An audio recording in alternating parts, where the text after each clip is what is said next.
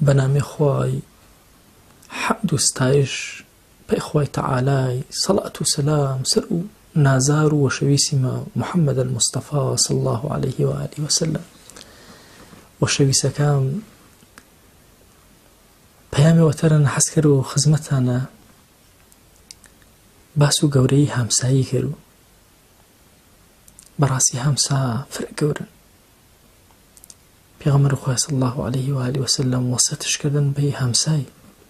كأنما اگر ميراث خواه تحديد نكرده بقوم اقربا وهمساك الميراث لسنه گيره پیغمبریان صلى الله عليه وآله وسلم فرماوه والله يا كس ايمانش نيا كهمساكش امين نبو چنش فرق مهمه اما هول دايما همساك ما چنيما امين بو دلو درون ما چنی همسای ما یعنی مکری تو دعا کری پیوال همساکل ویر کری زنی همسا چن گورن اما جیان ما نه همسا ما هن قبر و مردش ما نه همسا ما بروا کر جای چان هن لا کسی و صالحین نری قبرنا الا خواه قربه کس صالحی و خواه درو خیر جتو کرو خواه جتو جواج جای چان خلقو گرکی و یعنی همساکی کوچه و گرد پیوه بهو فضل كسي وشاو خواجه قردي وجبه ايما قل من دست جمعيه شم اقام اجا همسايا كاما بو تايبات هاوزوان ويما هورامان انا قريانا كي نزيكي نجا يكتري وتماشو يكتري كرمي واقام اجا نعمتكا يكتري هن اشم اقام اجا دلو يكتري جو براسي دلو يكتري فرق قرنق فرق ايبان بورو كومالي مادو چيوي دنيوي قلاني ايما همسايا كا ويما كرمي من عجائب میوانه بعضی یهورامان دوستی و شویس تلفنم پیکره تماشا کرد دوی بری قصه چنی یکتری ما کرده یعنی دوی قوم فرن نزیکی اخسر چی قصه ما کرده کچه ماده کچه زر ولا فلان کس جنیش ارده پاسه فلان کس کر مزا جنیش بی ارد من نچریه بعضی چی بگولانه الشیطان یعنی من نگولانه بیم الشیطان پاسه یاری ما پنکرو نه کسی ایماندار فروریه یعنی هلسو کوتو تعامل کرو عزيزا من هر يوجا إما براسي أشم بروح وبدل شني همساكي ما بخوا أشم دصل برس كده وبهي دعاء همساكي وير نكري دعاش بيكري نك همساكي وآرل جزار الله وهمساو كي بيني شو همساش بيكري بروا كده جاي سانا من ويم دعاء كرونا قولانا بيانا سيروان بعضي همسي ما بياني وفات شاكردن دعاء بيكردي كر نامش هامون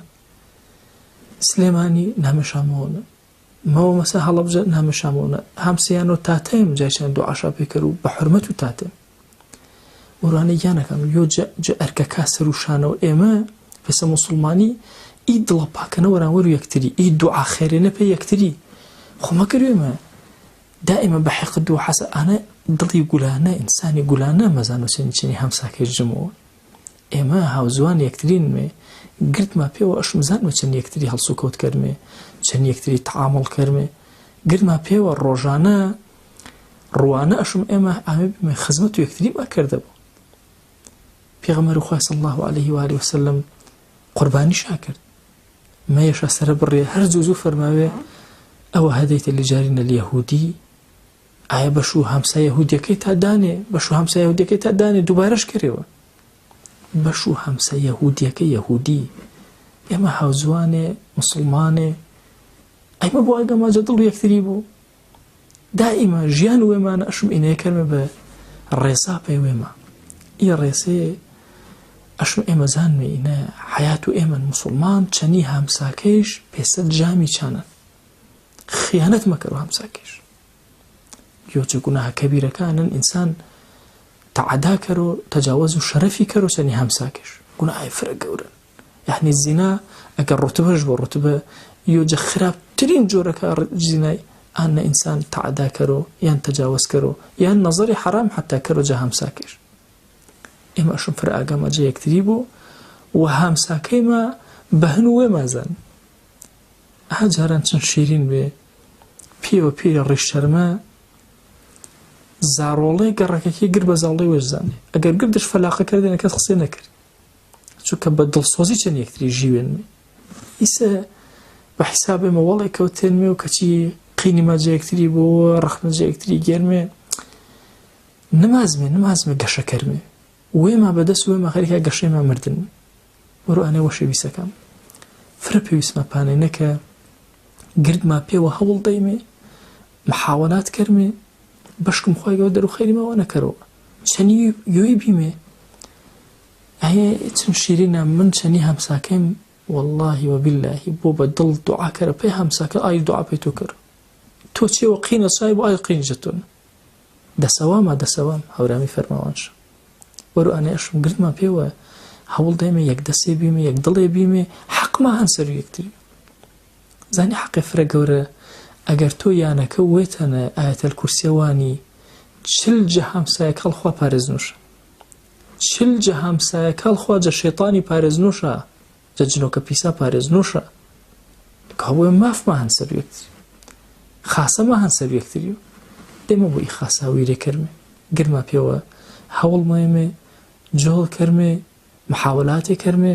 بەشم ئینە خواگیان بەهۆ خاسەی ماچەنی یەکتری عەفوما کەرەوە ئەگەر کەم و کوڕێ ما بۆ چەنی ڕاستی چەنی ئاڵی تعامل ماچەنی یەکتری کارێ بۆ کە تا بۆمە خوا ماجێمە ڕازی کردم ئینێ چەنە کە ئیمامی غەزالی فەرماوە شاپەنە دینما پێ کۆکەر و کوڵکەر و کوڵ فەرماوەش چەنی خوای چەنی ژیوی چەنی مەخلوقات و خوای چەنی ژیوی